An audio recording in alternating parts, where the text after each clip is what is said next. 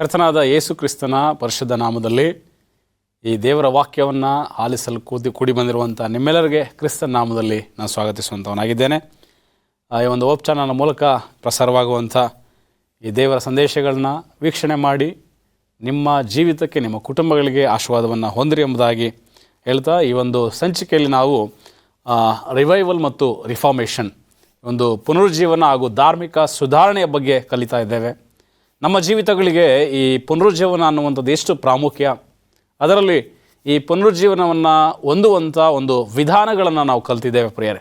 ದೇವರ ವಾಕ್ಯದಿಂದ, ಪ್ರಾರ್ಥನೆಯ ಮೂಲಕ, ವಿಧೇಯತ್ವದಿಂದ, ಪಾಪಗಳಿಗೆ ಪಶ್ಚಾತ್ತಾಪ ಪಡುವುದರ ಮೂಲಕ ನಾವು ದೇವರಿಂದ ಒಂದು ಒಳ್ಳೆಯ ಪುನರುಜ್ಜೀವನದ ಜೀವಿತವನ್ನು ಪಡ್ಕೊಳ್ಬೋದೆಂಬುದಾಗಿ ನಾವು ನೋಡಿದ್ದೇವೆ. ಇವತ್ತಿನ ಒಂದು ಸಂದೇಶ ರಿವೈವಲ್ ಬೈ ಯುನಿಟಿ, ಐಕ್ಯತೆಯಿಂದ ಉಜ್ಜೀವನ ಅನ್ನುವಂಥದ್ದು. ಈ ಒಂದು ಸಂದೇಶಕ್ಕೆ ನಾವು ಹೋಗೋದಕ್ಕಿಂತ ಮುಂಚೆ ಒಂದು ಚಿಕ್ಕ ಪ್ರಾರ್ಥನೆ ಮಾಡಿ ನಾವು ಮುಂದುವರಿಯೋಣ. ಪ್ರಾರ್ಥಿಸೋಣ. ನಮ್ಮನ್ನು ಬಹಳವಾಗಿ ಪ್ರೀತಿಸುವ ಪರಲೋಕದ ತಂದೆ, ಈ ಒಂದು ವಾಕ್ಯ ಸಂದೇಶವನ್ನು ವೀಕ್ಷಣೆ ಮಾಡುವಂಥ, ಆಲಿಸುವಂಥ ಪ್ರತಿ ಕುಟುಂಬಗಳನ್ನು, ಪ್ರತಿ ಮಕ್ಕಳನ್ನು ಆಶೀರ್ವಾದ ಮಾಡಿರಿ. ಈ ವಾಕ್ಯಗಳ ಮೂಲಕ ನಮ್ಮ ಜೀವಿತಕ್ಕೂ ಸಹ ಬೇಕಾದಂಥ ಪುನರುಜ್ಜೀವನವನ್ನು ನಾವು ಹೊಂದಿ ನಿನ್ನಲ್ಲಿ ಐಕ್ಯರಾಗಿ ನಾವು ಜೀವಿಸುವುದಕ್ಕೆ ಸಹಾಯ ಮಾಡು. ಯೇಸು ಸ್ವಾಮಿ ಸಲ ಬೇಡ್ಕೊಳ್ತೇವೆ ತಂದೆ, ಆಮೇನ್. ಇವತ್ತಿನ ಈ ಒಂದು ವಾಕ್ಯ ಭಾಗದಲ್ಲಿ ನಾನು ಹೇಳಿದ ಹಾಗೆ ಐಕ್ಯತೆಯಿಂದ ಪುನರುಜ್ಜೀವನ. ಈ ಐಕ್ಯತೆ ಅನ್ನುವಂಥದ್ದು ಕ್ರೈಸ್ತರಿಗೆ, ದೇವರ ಮಕ್ಕಳಿಗೆ ಪುನರುಜ್ಜೀವನಕ್ಕಾಗಿ ಎಷ್ಟು ಪ್ರಾಮುಖ್ಯ. ಈ ಐಕ್ಯತೆಯಲ್ಲಿ ಯಾವೆಲ್ಲ ಆಶೀರ್ವಾದಗಳನ್ನ ನಾವು ಪಡ್ಕೊಳ್ಬೋದು ಎಂಬುದಾಗಿ ನಾವು ನೋಡೋದಾದರೆ ಒಂದು ವಚನವನ್ನು ನಾವು ಓದೋಣ. ಅಪೊಸ್ತಲರ ಕೃತ್ಯಗಳು 4ನೇ ಅಧ್ಯಾಯ 32ನೇ ವಚನ ಹೀಗೆ ಹೇಳುತ್ತೆ: ನಂಬಿದ್ದ ಮಂಡಳಿಯವರ ಹೃದಯವೂ ಪ್ರಾಣವೂ ಒಂದೇ ಆಗಿತ್ತು. ಇದಲ್ಲದೆ ಒಬ್ಬನಾದರೂ ತನಗಿದ್ದ ಆಸ್ತಿಯಲ್ಲಿ ಯಾವುದೊಂದನ್ನು ಸ್ವಂತವಾದದ್ದೆಂದು ಹೇಳಲಿಲ್ಲ. ಎಲ್ಲವೂ ಅವರಿಗೆ ಹುದುವಾಗಿ ಇತ್ತು. ಮತ್ತು ಕರ್ತನಾದ ಯೇಸು ಜೀವಂತನಾಗಿ ಎದ್ದು ಬಂದದಕ್ಕೆ ಅಪೊಸ್ತಲರು ಬಹು ಬಲವಾಗಿ ಸಾಕ್ಷಿ ಹೇಳುತ್ತಿದ್ದರು. ಬಹಳ ದಯವು ಅವರೆಲ್ಲರ ಮೇಲೆ ಇತ್ತು. ಅವರಲ್ಲಿ ಕೊರತೆ ಪಡುವವನು ಒಬ್ಬನೂ ಇರಲಿಲ್ಲ. ಈ ಪ್ರವಾದಿಯ ಒಂದು ಮಂಡಳಿ ಏನಿತ್ತು, ಪ್ರಾರಂಭದ ಶತಮಾನದ, 1ನೇ ಶತಮಾನದ ಅಪೊಸ್ತಲರು, ಶಿಷ್ಯರು, ಯೇಸು ಸ್ವಾಮಿಯ ಸುವಾರ್ತೆಯನ್ನು ಅಂಗೀಕಾರ ಮಾಡಿದಂಥ ಎಲ್ಲ ಜನರ ಒಂದು ಹೃದಯ, ಅವರ ಪ್ರಾಣ ಒಂದೇ ಆಗಿತ್ತು ಅಂತ ಹೇಳಿದರೆ ಐಕ್ಯತೆ ಅವರಲ್ಲಿ ಎಷ್ಟು ಗಾಢವಾಗಿತ್ತು. ಇವತ್ತು ದೇವರ ಮಕ್ಕಳಾದಂಥ ನಮ್ಮ ಜೀವಿತಕ್ಕೆ ಈ ಐಕ್ಯತೆ ಯಾಕೆ ಪ್ರಾಮುಖ್ಯ ಎಂಬುದಾಗಿ ನಾವು ಕಲಿತಾ ಇದ್ದೇವೆ. ಇವತ್ತು ಈ ಐಕ್ಯತೆ ಅನ್ನುವಂಥದ್ದು ನಮ್ಮಲ್ಲಿರುವಾಗ, ದೇವರ ಮಕ್ಕಳಲ್ಲಿ ಐಕ್ಯತೆ ಇರುವಾಗ ಏನೆಲ್ಲ ಆಶೀರ್ವಾದಗಳನ್ನು, ಏನೆಲ್ಲ ಅದ್ಭುತಗಳನ್ನು, ಯಾವೆಲ್ಲ ಆತ್ಮಿಕ ಪ್ರಯೋಜನಗಳನ್ನು ನಾವು ಪಡೆಯಬಹುದು ಪ್ರಿಯರೇ. ಪ್ರಾರಂಭದ ದಿನಗಳಲ್ಲಿ ನಾವು ನೋಡ್ತೇವೆ, ಯೇಸು ಸ್ವಾಮಿ ಈ ಲೋಕದಲ್ಲಿ ಇರುವಾಗ ಶಿಷ್ಯರುಗಳ ಒಂದು ಮನಸ್ಥಿತಿ ಭಿನ್ನವಾಗಿತ್ತು. ಅವರು ಎಂದೂ ಸಹ ಒಂದೇ ಒಂದು ಐಕ್ಯತೆಯಲ್ಲಿ, ಮನಸ್ಥಿತಿಯಲ್ಲಿ, ಒಂದು ಪರಸ್ಪರವಾದಂಥ ಜೋಡಣೆಯಲ್ಲಿ, ಹೊಂದಾಣಿಕೆಯಲ್ಲಿ ಅವರು ಜೀವಿಸಿರಲಿಲ್ಲ. ಶಿಷ್ಯರುಗಳಲ್ಲಿ ಗೊಂದಲ ಇತ್ತು, ಗಲಿಬಿಲಿ ಇತ್ತು, ನಾನು ಹೆಚ್ಚು ತಾನು ಹೆಚ್ಚು ಅನ್ನುವಂಥ ಒಂದು ಭಿನ್ನಾಭಿಪ್ರಾಯಗಳವರಲ್ಲಿತ್ತು. ಮೇಲು ಕೀಳು ಅನ್ನುವಂಥ ಮನೋಭಾವಗಳವರಲ್ಲಿತ್ತು. ಸ್ವಾಮಿಗೆ ನಾನು ಪ್ರಿಯನಾದ ಶಿಷ್ಯನಾಗಿರ್ಬೇಕನ್ನುವಂಥ ಒಂದು ಇಚ್ಛೆಗಳವರಲ್ಲಿತ್ತು. ಆದರೆ ಯೇಸು ಸ್ವಾಮಿ ತನ್ನ ಸುವಾರ್ಥ ಸೇವೆಯನ್ನು ಮುಗಿಸಿ, ತನ್ನ ಮರಣದ ಶಿಲುಬೆ ಮರಣವನ್ನು ಆತನು ಹೊಂದಿ ಸಮಾಧಿಯಲ್ಲಿ ಹೂಣಲ್ಪಟ್ಟು 3ನೇ ದಿನದಲ್ಲಿ ಮೃತ್ಯುಂಜಯನಾಗಿ ಆತನು ಎದ್ದು ಪರಲೋಕಕ್ಕೆ ತೆರಳಿದ ನಂತರ ಶಿಷ್ಯರ ಒಂದು ಗುಂಪು ಬಹಳಷ್ಟು ದೃಢವಾದ ನಂಬಿಕೆಯಲ್ಲಿ, ಆಳವಾದ ಭಕ್ತಿಯಲ್ಲಿ ಅದು ಬೆಳೀತಾ ಹೋಗುತ್ತೆ. ಅಷ್ಟು ಮಾತ್ರವಲ್ಲದೆ ಪವಿತ್ರಾತ್ಮನ ಒಂದು ವರವನ್ನು, ಅನುಗ್ರಹವನ್ನು ಇವರೆಲ್ಲರೂ ಪಡ್ಕೊಳ್ತಾರೆ. ಈ ಪವಿತ್ರಾತ್ಮನ ವರದಾನ ಆದ ಮೇಲೆ ಈ ಶಿಷ್ಯರ, ಈ ಅಪೊಸ್ತಲರ ಒಂದು ಐಕ್ಯತೆ ಬಲವಾಗ್ತಾ ಹೋಗುತ್ತೆ ಪ್ರಿಯರೇ. ಎಷ್ಟರ ಮಟ್ಟಿಗೆ ಈ ಐಕ್ಯತೆ ಬಲವಾಗ್ತಾ ಹೋಯ್ತು ಅಂತ ಹೇಳಿದರೆ, ಅವರಲ್ಲಿದ್ದಂಥ ಯಾವ ಆಸ್ತಿಯನ್ನು ಸಹ ನನ್ನದು ಎಂಬುದಾಗಿ ಅವರು ಸ್ವಂತ ಕೆಲಸಕ್ಕೆ, ಸ್ವಕಾರ್ಯಗಳಿಗೆ, ಸ್ವಾರ್ಥಕ್ಕೆ ಅವರು ಉಪಯೋಗ ಮಾಡದೆ ಎಲ್ಲವನ್ನೂ ಸಹ ಸೇವೆಗಾಗಿ ಅವರು ಉಪಯೋಗಿಸಿದ್ರಂತ ನೋಡ್ತೇವೆ. ಎಲ್ಲ ಶಿಷ್ಯರು, ದೇವರನ್ನು ನಂಬಿದ್ದಂಥ ಆ ಎಲ್ಲ ಮಂಡಳಿಯವರು, ಆ ಗುಂಪಿನಲ್ಲಿದ್ದಂಥ ಎಲ್ಲರೂ ಸಹ ಹುದುವಾಗಿ ಬಂದಂಥದ್ದನ್ನು ಮಾತ್ರ ಅವರು ಅನುಭವಿಸ್ತಾ ಇದ್ರು. ಅವರಲ್ಲಿ ಯಾರೂ ಸಹ ಕೊರತೆ ಪಡೋರು ಇರಲಿಲ್ಲ. ನೋಡ್ರಿ, ನಿಜವಾದ ಐಕ್ಯತೆ ಅಂತ ಬಂದಾಗ ಅದು ಪ್ರೀತಿಯಿಂದ ಕೂಡಿರ್ತದೆ. ದೇವರ ಮಕ್ಕಳಲ್ಲಿ ಈ ಐಕ್ಯತೆ ಯಾಕೆ ಮುಖ್ಯ ಎಂಬುದಾಗಿ ನಾವು ಕಲಿತಾ ಇದ್ದೀವಿ ಅಂತ ಹೇಳಿದರೆ, ಈ ಐಕ್ಯತೆ ಅನ್ನುವಂಥದ್ದು ಪ್ರೀತಿಯನ್ನು ಸಿದ್ಧಿಗೆ ತರುವಂತೆ ಮಾಡುತ್ತೆ. ಇವತ್ತು ನಮ್ಮ ಸಭೆಗಳಲ್ಲಿ, ನಮ್ಮ ಕುಟುಂಬಗಳಲ್ಲಿ, ನಮ್ಮ ಸಮಾಜದಲ್ಲಿ ನಿಜವಾದ ಪ್ರೀತಿ ಇರೋದಾದರೆ ಐಕ್ಯತೆ ಇರುತ್ತೆ ಪ್ರಿಯರೇ. ನಿಜವಾದ ಪ್ರೀತಿ ಎಲ್ಲಿರೋದಿಲ್ಲ, ಐಕ್ಯತೆ ಭಾಳ ಬೇಗ ಅದು ಒಡೆದೋಗುತ್ತೆ. ಆದರೆ ಈ ಮೊದಲನೇ ಶತಮಾನದ ಸಭೆಯಿಂದ ನಾವು ಕಲಿಯುವಂಥದ್ದು ಒಂದು ಉತ್ತಮವಾದ ಐಕ್ಯತೆಯನ್ನು. ದೇವರ ಮಕ್ಕಳ ಅಂತ ನಮಗೆ ಈ ಐಕ್ಯತೆ ನಮ್ಮ ಉಜ್ಜೀವನಕ್ಕೆ, ನಮ್ಮ ಆತ್ಮಿಕ ಸ್ಥಿತಿಗೆ ಅದು ಭಾಳಷ್ಟು ಮುಖ್ಯ ಆಗುತ್ತೆ. ಒಂದು ಕಥೆಯನ್ನು ನಾವು ಈ ಅಪೊಸ್ತಲರ ಕೃತ್ಯ ಪುಸ್ತಕದಲ್ಲಿ ನೋಡೋದಾದರೆ 12ನೇ ಅಧ್ಯಾಯದಲ್ಲಿ 1ನೇ ವಚನ ಹೀಗೆ ಹೇಳುತ್ತೆ, ಆ ಸಮಯದಲ್ಲಿ ಅರಸನಾದ ಹೆರೋದನು ಸಭೆಯವರಲ್ಲಿ ಕೆಲವರನ್ನು ಹಿಂಸೆಪಡಿಸುವುದಕ್ಕೆ ಕೈ ಹಾಕಿ ಯೋಹಾನನ ಅಣ್ಣನಾದ ಯಾಕೋಬನನ್ನು ಕತ್ತಿಯಿಂದ ಕೊಲ್ಲಿಸಿದನು. ಇದು ಯಹೂದ್ಯರಿಗೆ ಮೆಚ್ಚುಗೆಯಾಗಿದೆ ಎಂದು ನೋಡಿ ಅಷ್ಟಕ್ಕೆ ನಿಲ್ಲದೆ ಪೇತ್ರನನ್ನು ಸಹ ಇಡಿಸಿದನು. ಈ 12ನೇ ಅಧ್ಯಾಯ ಒಂದು ವಿಶೇಷ ಅಧ್ಯಾಯ. ದೇವರ ಮಕ್ಕಳಾದ ನಮಗೆ ಒಂದು ಐಕ್ಯತೆಯ ಬಲ ಏನು, ಐಕ್ಯತೆಯ ಶಕ್ತಿ ಏನು ಅನ್ನೋದನ್ನು ಕಲಿಸುವಂಥ ಒಂದು ಅಧ್ಯಾಯ ಪ್ರಿಯರೇ. ಯಾಕಂತೇಳಿದರೆ ಈ 12ನೇ ಅಧ್ಯಾಯದಲ್ಲಿ ಸುಮಾರು 3 ವಿಷಯಗಳನ್ನ ನಾವು ನೋಡ್ತೇವೆ. ಮೊದಲನೇದಾಗಿ, ಐಕ್ಯತೆಯಲ್ಲಿರುವಾಗಲೇ ದೇವಜನರಿಗೆ ಹಿಂಸೆಗಳು ಬರುತ್ತೆ, ಕಷ್ಟಗಳಿದೆ, ಸಮಸ್ಯೆಗಳಿದೆ, ತೊಂದರೆಗಳಿದೆ ಅನ್ನುವಂಥದ್ದನ್ನು ನಾವು ಕಲಿತೇವೆ.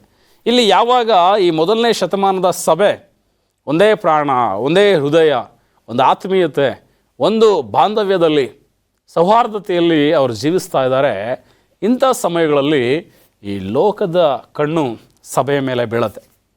ಈ ಹೆರೋದ ರಾಜ ಯೇಸು ಸ್ವಾಮಿಯ ಶಿಷ್ಯನಾದಂಥ ಯಾಕೋಬನನ್ನು ಕತ್ತಿಯಿಂದ ಕೊಲ್ಲಿಸ್ತಾನೆ.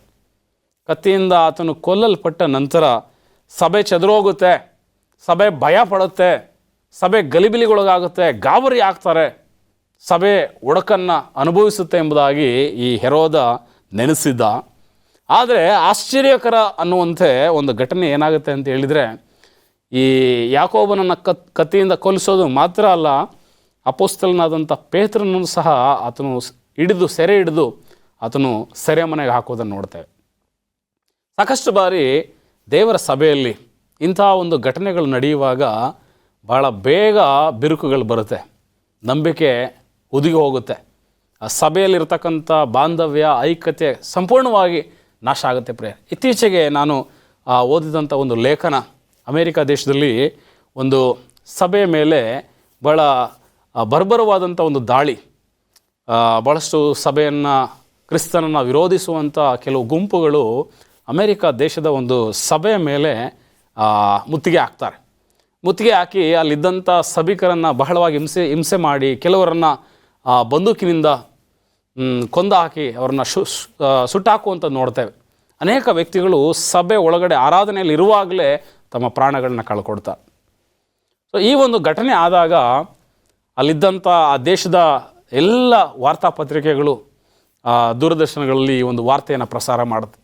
ಇಂಥ ಒಂದು ಸಭೆಯಲ್ಲಿ, ಇಂಥ ಒಂದು ಚರ್ಚಲ್ಲಿ ಈ ರೀತಿ ಘಟನೆ ಆಗಿದೆ, ಅನೇಕ ವ್ಯಕ್ತಿಗಳು ಮೃತಿ ಹೊಂದಿದ್ದಾರೆ, ಮರಣ ಹೊಂದಿದ್ದಾರೆ, ಅನೇಕ ವ್ಯಕ್ತಿಗಳು ಶೂಟೌಟ್ಗೊಳಗಾಗಿ ತಮ್ಮ ಪ್ರಾಣವನ್ನು ಕಳ್ಕೊಂಡಿದ್ದಾರೆ.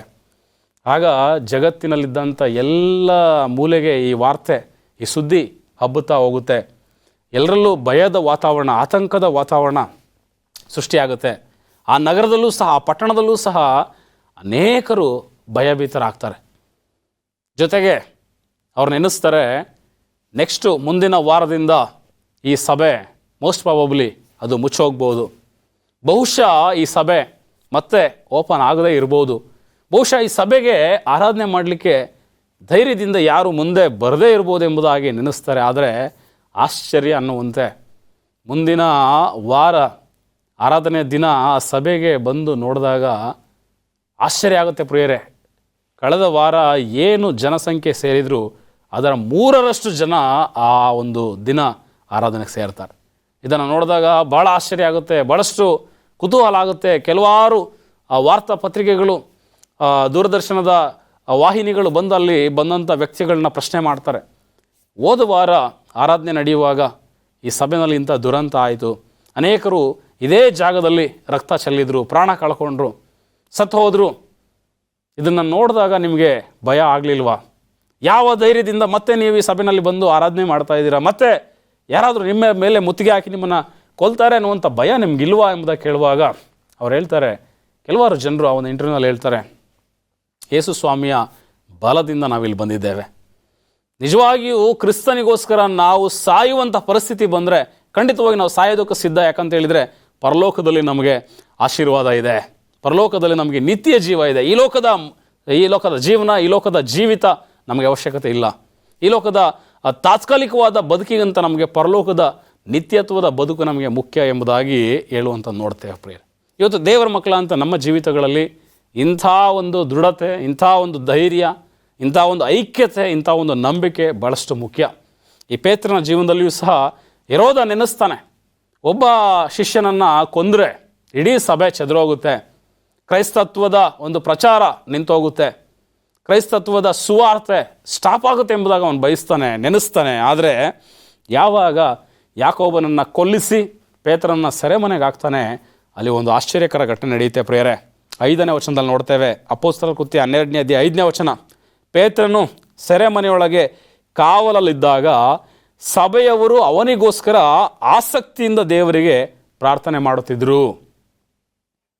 ಯಾವಾಗ ಈ ಪೇತ್ರನ ಒಂದು ಸೆರೆಮನೆ ವಿಷಯ ಸಭೆಗೆ ತಿಳಿದು ಬರುತ್ತೆ, ಇಲ್ಲಿ ಯಾಕೋಬನನ್ನು ಕತ್ತಿಯಿಂದ ಕೊಂದಿದ್ದಾರೆ, ಪೇತ್ರನನ್ನು ಸೆರೆಮನೆಯಲ್ಲಿ ಹಾಕಿದ್ದಾರೆ, ಈ ವಿಷಯ ಸಭೆಗೆ ಗೊತ್ತಾದಾಗ ಅವರು ಯಾರೂ ಕಂಗಾಲಾಗಿ ಭಯಪಟ್ಟು ದಿಕ್ಕೆಟ್ಟು ಅವರು ಓಡೋಗಲಿಲ್ಲ. ಬದಲಾಗಿ ಆಸಕ್ತಿಯಿಂದ ದೇವರಿಗೆ ಪ್ರಾರ್ಥನೆ ಮಾಡಿದರು.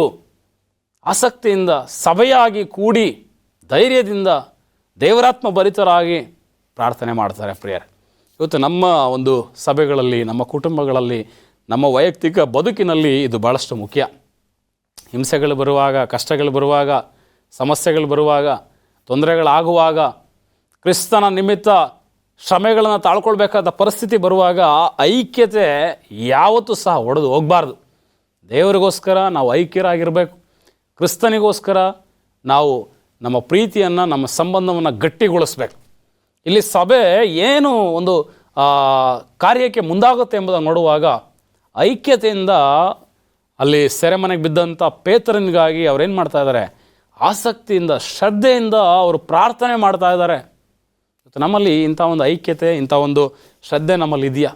ಇವತ್ತು ನಮ್ಮ ಸಭೆಗಳಲ್ಲಿ ಯಾರಾದರೂ ಒಂದು ಕುಟುಂಬ ಸಭೆಗೆ ಬರ್ತಾ ಇಲ್ಲ, ಕೆಲವಾರು ವ್ಯಕ್ತಿಗಳು ಅವ್ರಿಗೆ ಬಂದಂಥ ವೈಯಕ್ತಿಕ ತೊಂದರೆಗಳಿರ್ಬೋದು, ಕೌಟುಂಬಿಕ ಸಮಸ್ಯೆಗಳಿರ್ಬೋದು, ಆರ್ಥಿಕ ಸಮಸ್ಯೆ, ಯಾವುದೇ ಒಂದು ಸಮಸ್ಯೆಗಳಿರ್ಬೋದು, ಸಭೆಗಳಿಗೆ ಬರ್ತಾ ಇಲ್ಲ, ಅವರು ಸಭೆಯಿಂದ ದೂರ ಆಗ್ತಾ ಇದ್ದಾರೆ, ಆತ್ಮಿಕವಾಗಿ ಅವ್ರು ಕುಗ್ಗೋಗ್ತಾ ಇದ್ದಾರೆ, ದೇವರಿಂದ ಹಿಂದೆ ಉಳಿತಾ ಇದ್ದಾರೆ ಅಂತ ಹೇಳುವಾಗ ಎಷ್ಟು ಕಾಳಜಿಯನ್ನು ನಾವು ವಹಿಸ್ತಾ ಇದ್ದೇವೆ, ಎಷ್ಟು ಮಟ್ಟಿಗೆ ಅಂಥ ವ್ಯಕ್ತಿಗಳಿಗಾಗಿ ನಾವು ಪ್ರಾರ್ಥನೆ ಮಾಡ್ತಾ ಇದ್ದೀವಿ.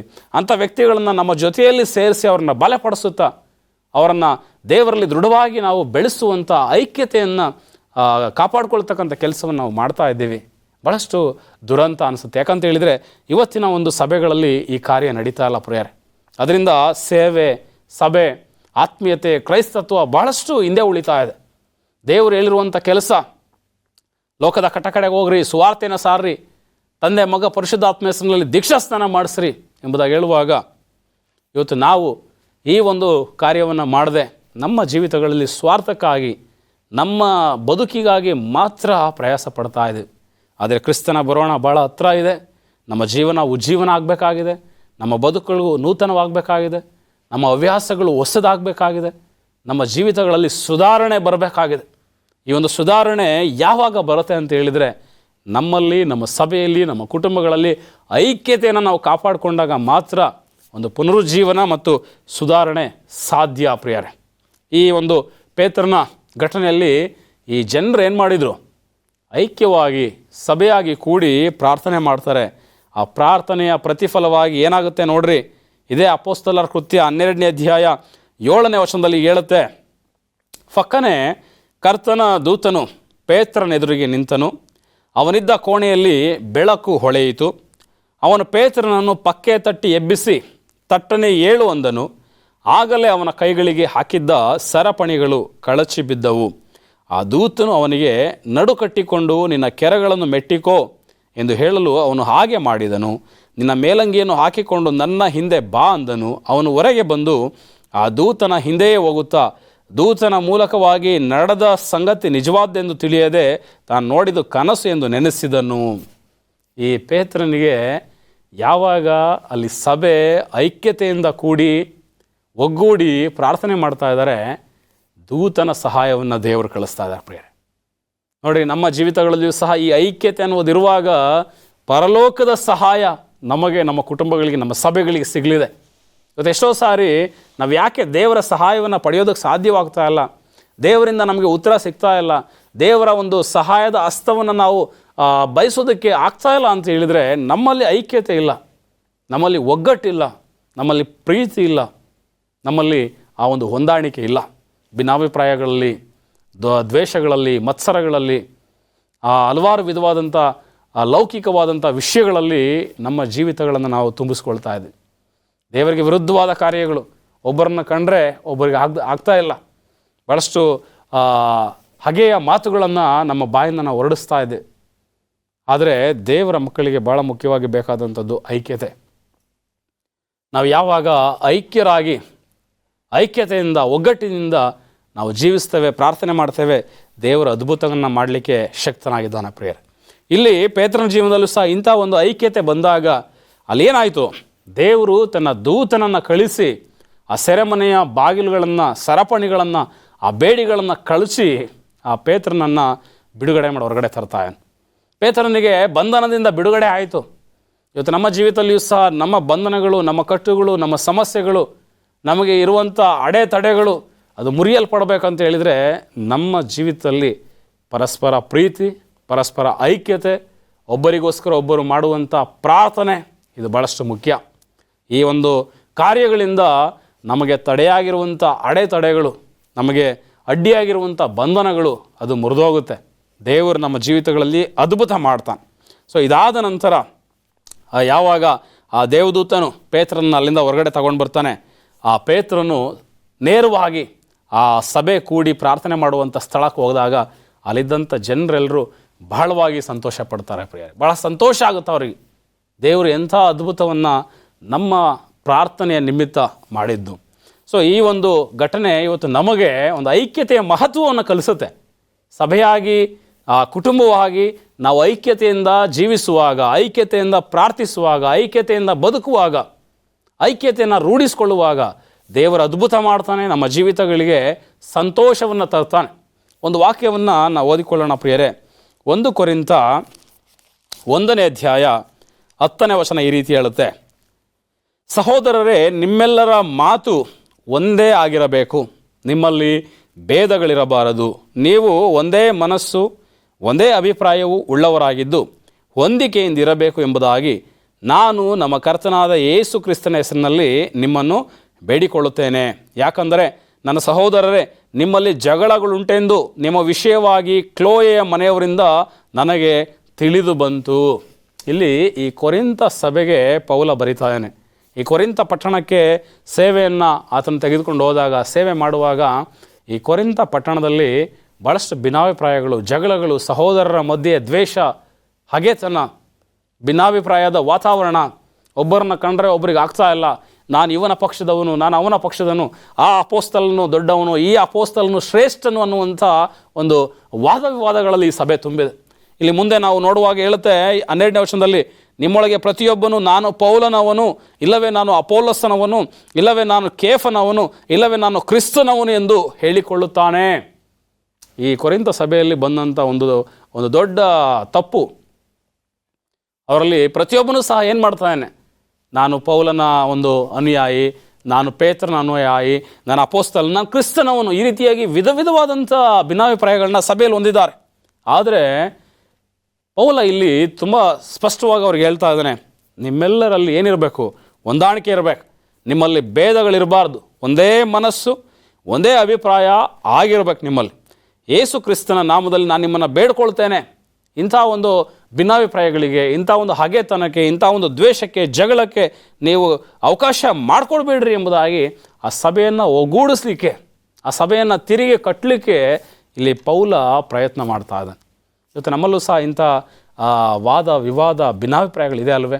ಸಾಕಷ್ಟು ಬಾರಿ ಕೆಲವು ವ್ಯಕ್ತಿಗಳನ್ನು ಮಾತ್ರ ನಾವು ಮೆಚ್ಚಿಸಲಿಕ್ಕೆ ಕಾರ್ಯ ಮಾಡುವಂಥದ್ದು, ಕೆಲವು ಅಧಿಕಾರಿಗಳನ್ನ ಮಾತ್ರ ನಾವು ಮೆಚ್ಚಿಸಲಿಕ್ಕೆ ಪ್ರಯಾಸ ಪಡುವಂಥದ್ದು, ಕೆಲವು ವ್ಯಕ್ತಿಗಳನ್ನು ಮಾತ್ರ ನಾವು ಬಹಳ ಹೆಚ್ಚು ಎಂಬುದಾಗಿ ಪರಿಗಣಿಸ್ತಕ್ಕಂಥದ್ದು, ಇನ್ನು ಕೆಲವು ವ್ಯಕ್ತಿಗಳನ್ನು ನಾವು ತಿರಸ್ಕಾರ ಮಾಡುವಂಥ ಮನೋಭಾವನೆ ಕ್ರೈಸ್ತರಲ್ಲಿ ಬಹಳಷ್ಟಿದೆ ಪ್ರಿಯರೇ. ಆದರೆ ವಾಕ್ಯ ನಮಗೆ ಹೇಳುತ್ತೆ, ಇಂಥ ಒಂದು ಭೇದಗಳಿಗೆ ನೀವು ಒಳಗಾಗಬೇಡ್ರಿ. ದೇವರ ಮಕ್ಕಳೆಂಬುದಾಗಿ ನೀವು ಎಣಿಸೋದಾದರೆ ಎಲ್ಲರಲ್ಲೂ ಒಂದೇ ಅಭಿಪ್ರಾಯ, ಒಂದೇ ಮಾತು, ಒಂದೇ ಮನಸ್ಸು ನಿಮ್ಮಲ್ಲಿ ಇರಲಿ. ಸೊ ಇಂಥ ಒಂದು ಐಕ್ಯತೆ ನಿಮ್ಮಲ್ಲಿ ಯಾವಾಗ ಬರುತ್ತೆ, ಖಂಡಿತವಾಗಿ ದೇವರು ನಿಮ್ಮ ಜೀವಿತಕ್ಕೆ ಉಜ್ಜೀವನವನ್ನು, ಆಶೀರ್ವಾದವನ್ನು, ನೂತನ ಬದುಕನ್ನು ನಿಮಗೆ ಕೊಡ್ತಾನೆ. ನಮ್ಮ ಒಂದು ಬದುಕು ದೇವರಿಂದ, ದೇವರ ಆಶೀರ್ವಾದಗಳಿಂದ ತುಂಬಬೇಕಂತ ಹೇಳಿದರೆ ಐಕ್ಯತೆ ಭಾಳ ಮುಖ್ಯ. ಇನ್ನೊಂದು ವಾಕ್ಯವನ್ನು ನಾವು ಓದ್ಕೊಳ್ಳೋಣ. ನಮ್ಮ ಸತ್ಯವೇದದಲ್ಲಿ ಕೊಲೊಸ್ಸೆಯವರಿಗೆ ಬರೆದ ಪತ್ರಿಕೆ 3ನೇ ಅಧ್ಯಾಯ 14ನೇ ವಚನ ಈ ರೀತಿ ಹೇಳುತ್ತೆ. ಕೊಲೊಸ್ಸೆಯವರಿಗೆ 3ನೇ ಅಧ್ಯಾಯ 14ನೇ ವಚನ, ಮತ್ತೊಬ್ಬನ ಮೇಲೆ ತಪ್ಪು ಹೊರಿಸುವುದಕ್ಕೆ ಕಾರಣವಿದ್ದರೂ ತಪ್ಪು ಹೊರಿಸದೆ ಒಬ್ಬರಿಗೊಬ್ಬರು ಸಹಿಸಿಕೊಂಡು ಕ್ಷಮಿಸಿರಿ. ಕರ್ತನು ನಿಮ್ಮನ್ನು ಕ್ಷಮಿಸಿದಂತೆಯೇ ನೀವು ಕ್ಷಮಿಸಿರಿ. ಇದೆಲ್ಲದರ ಮೇಲೆ ಪ್ರೀತಿಯನ್ನು ಧರಿಸಿಕೊಳ್ಳಿರಿ, ಅದು ಸಮಸ್ತವನ್ನು ಪೂರ್ಣ ಮಾಡುವ ಬಂಧವಾಗಿದೆ. ಕ್ರಿಸ್ತನಿಂದಾದ ಸಮಾಧಾನವು ನಿಮ್ಮ ಹೃದಯಗಳಲ್ಲಿ ಯಜಮಾನಂತಿದ್ದು ತೀರ್ಪು ಹೇಳಲಿ. ನೀವು ಒಂದೇ ದೇಹಕ್ಕೆ ಸೇರಿದವರಾದ್ದರಿಂದ ಸಮಾಧಾನದಿಂದಿರುವುದಕ್ಕೆ ಕರೆಯಲ್ಪಟ್ಟಿದ್ದೀರಿ. ಇಲ್ಲಿ ವಾಕ್ಯ ನಮ್ಗೆ ಹೇಳ್ತಾ ಇದೆ, ನೀವೆಲ್ಲರೂ ಏನಾಗಿರಿ, ಪ್ರೀತಿಯಿಂದ ನಡ್ಕೊಳ್ರಿ. ಒಬ್ಬ ವ್ಯಕ್ತಿಯ ಮೇಲೆ ತಪ್ಪು ಹೊರಿಸೋದಕ್ಕೆ ಅವಕಾಶ ಇದ್ದರೂ ಸಹ ನೀವು ತಪ್ಪು ಹೊರಿಸದೆ ನೀವು ಸೈರಿಸಿಕೊಂಡು ನೀವು ಕ್ಷಮಿಸ್ರಿ. ನೀವು ಪ್ರೀತಿಯನ್ನು ಧರಿಸ್ಕೊಂಡ್ರೆ ಈ ಪ್ರೀತಿ ಎಲ್ಲವನ್ನು ಏನು ಮಾಡುತ್ತೆ, ಅದು ಕಟ್ಟುವಂಥ ಒಂದು ಬಂಧವಾಗಿದೆ. ಇವತ್ತು ದೇವರ ಮಕ್ಕಳಾದ ನಮಗೆ ತುಂಬ ಮುಖ್ಯ ಇದು. ಒಬ್ಬರ ತಪ್ಪನ್ನು ಎತ್ತಿ ತೋರಿಸೋದು, ಒಬ್ಬರ ತಪ್ಪನ್ನು ಹೀಯಾಳಿಸಿ ಮಾತಾಡುವಂಥದ್ದು. ತಪ್ಪು ಮಾಡದೇ ಇರತಕ್ಕಂಥ ವ್ಯಕ್ತಿ ಯಾರೂ ಇಲ್ಲ ಈ ಭೂಮಿ ಮೇಲೆ ಪ್ರಿಯರೇ. ಎಲ್ಲರೂ ತಪ್ಪುಗಳನ್ನ ಮಾಡ್ತೇವೆ. ಎಲ್ಲರೂ ಅನೇಕ ಸಂದರ್ಭಗಳಲ್ಲಿ ಅನೇಕ ವಿಧವಾದಂಥ ಪಾಪಗಳಿಗೆ ಒಳಗಾಗ್ತೇವೆ. ಎಲ್ಲರಲ್ಲೂ ಬಲಹೀನತೆ ಇದೆ, ಎಲ್ಲರಲ್ಲೂ ದುಡುಕಿನ ಸ್ವಭಾವಗಳಿದೆ. ಆದರೆ ಈ ತಪ್ಪುಗಳನ್ನ ಮಾಡಿದಾಗ, ಈ ಪಾಪಗಳನ್ನ ಮಾಡಿದಾಗ ಅಂಥ ವ್ಯಕ್ತಿಯನ್ನು ದೂಷಿಸದೆ, ಅಂಥ ವ್ಯಕ್ತಿಯನ್ನು ದೋಷಿ ಎಂಬುದಾಗಿ ಎಣಿಸದೆ, ಅಂಥ ವ್ಯಕ್ತಿಗೆ ನಾವು ತೀರ್ಪು ತೀರಿಸದೆ, ಅಂಥ ವ್ಯಕ್ತಿಯನ್ನು ಪ್ರೀತಿಯ ನಿಮಿತ್ತ ನಾವು ಒಂದು ಬಂಧದಲ್ಲಿ ಕಟ್ಟಲ್ಪಟ್ಟವರಾಗಿ ನಾವು ಕ್ಷಮಿಸ್ತಾ ಜೀವಿಸೋದಾದರೆ ದೇವರ ಒಂದು ಸಮಾಧಾನ ನಿಮ್ಮೆಲ್ಲರ ಹೃದಯಗಳಲ್ಲಿ ವಾಸಿಸ್ತೆ ಎಂಬುದಾಗಿ ಪೌಲ ಹೇಳ್ತಾನೆ. ಇವತ್ತು ಯಾಕೆ ಅಸಮಾಧಾನಗಳಾಗುತ್ತೆ, ಜಗಳಗಳಾಗುತ್ತೆ, ದ್ವೇಷ, ಸಿಟ್ಟು, ಹಗೆತನ ಬರುತ್ತೆ ಅಂತ ಹೇಳಿದರೆ ಪ್ರೀತಿ ಇಲ್ಲದೆ ನಾವು ನಡ್ಕೊಳ್ತಕ್ಕಂಥದ್ದು. ಆದರೆ ಈ ವಾಕ್ಯದ ಮೂಲಕ ನಾವು ಕಲಿಯೋಣ, ಒಬ್ಬರ ಮೇಲೆ ತಪ್ಪು ಹೊರಿಸೋದಕ್ಕೆ ಅವಕಾಶ ಇದ್ದರೂ ಸಹ ನಾವು ತಪ್ಪು ಹೊರಿಸದೆ ಸೈರಿಸಿಕೊಂಡು ಕ್ಷಮಿಸ್ತಾರೆ. ಯಾಕಂದರೆ ಯೇಸು ಸ್ವಾಮಿಯೂ ಸಹ ನಮ್ಮನ್ನು ಸೈರಿಸ್ಕೊಂಡಿದ್ದಾರೆ, ನಮ್ಮ ಪಾಪಗಳನ್ನ ಸೈರಿಸ್ಕೊಂಡಿದ್ದಾರೆ, ನಮ್ಮನ್ನು ಕ್ಷಮಿಸಿದ್ದಾರೆ, ನಮ್ಮನ್ನು ತಿದ್ದಿದ್ದಾರೆ, ನಮಗೋಸ್ಕರ ತನ್ನ ಪ್ರಾಣವನ್ನೇ ಆತನ ಬಲಿಯಾಗಿ ಕೊಟ್ಟಿದ್ದಾನೆ. ಇಷ್ಟೆಲ್ಲ ಕ್ರಿಸ್ತನ್ ನಮಗಾಗಿ ಮಾಡಿರುವಾಗ ನಾವು ಸಹ ಒಬ್ಬರನ್ನೊಬ್ಬರು ಸೈರಿಸ್ಕೊಳ್ತಕ್ಕಂಥದ್ದು, ಕ್ಷಮಿಸುವಂಥದ್ದು, ನಾವು ಪ್ರೀತಿಸುವಂಥದ್ದು ಭಾಳಷ್ಟು ಮುಖ್ಯ. ಸೊ ಈ ಸಂದೇಶದ ಮೂಲಕ ನಾವು ಇವತ್ತು ಕಲಿತಾ ಇದ್ದೇವೆ ಐಕ್ಯತೆಯಿಂದ ಉಜ್ಜೀವನ. ಇವತ್ತು ನಮ್ಮಲ್ಲಿ, ನಮ್ಮ ಕುಟುಂಬಗಳಲ್ಲಿ, ನಮ್ಮ ಸಭೆಗಳಲ್ಲಿ ನಿಜವಾದ ಐಕ್ಯತೆಯನ್ನು ನಾವು ಅಭ್ಯಾಸ ಮಾಡಿ ಒಂದು ಮನಸ್ಥಿತಿಯಲ್ಲಿ ಒಗ್ಗಟ್ಟಿನಲ್ಲಿ ನಾವು ಜೀವಿಸುವಾಗ ನಮ್ಮ ಜೀವಿತಕ್ಕೆ ಉಜ್ಜೀವನ ಖಂಡಿತ ದೇವರಿಂದ ಸಿಗುತ್ತೆ ಎಂಬುದಾಗಿ ಹೇಳ್ತಾ ಒಂದು ವಾಕ್ಯವನ್ನು ಮುಗಿಸ್ತೇನೆ. ದೇವರು ನಿಮ್ಮನ್ನು ಆಶೀರ್ವದಿಸಲಿ. ಆಮೆನ್.